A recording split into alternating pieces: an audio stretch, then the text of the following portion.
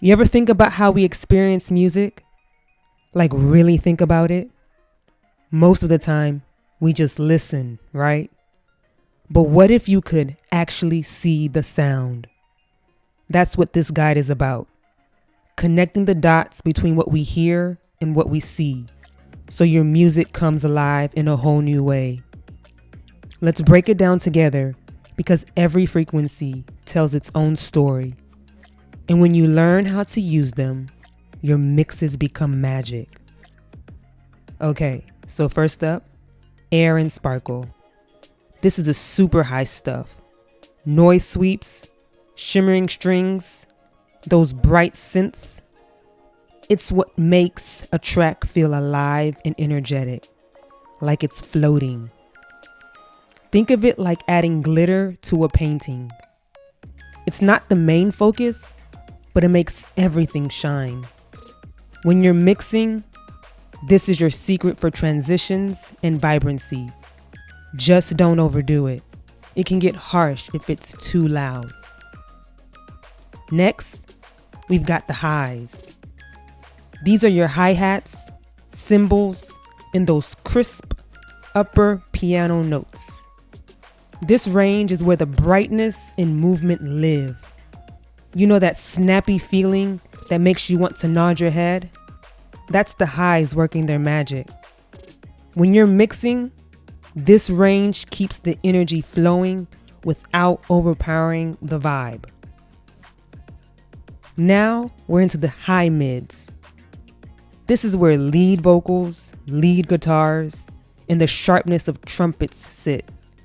It's all about clarity and focus here. If you want something to stand out in your mix, like a vocal or a solo, this is the range you want to emphasize.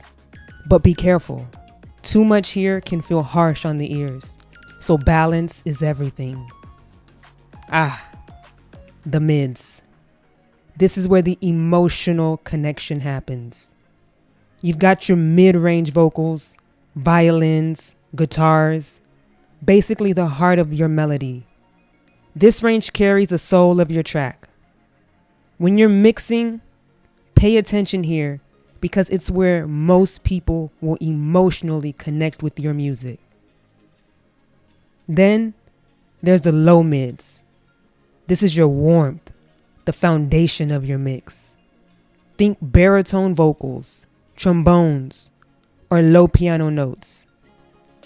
It adds depth and harmonic support to your track.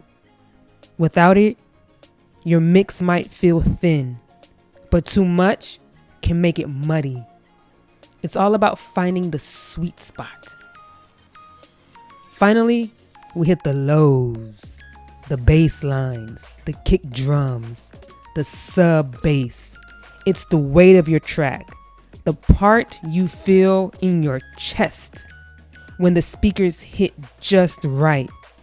The lows give your music that solid foundation and depth.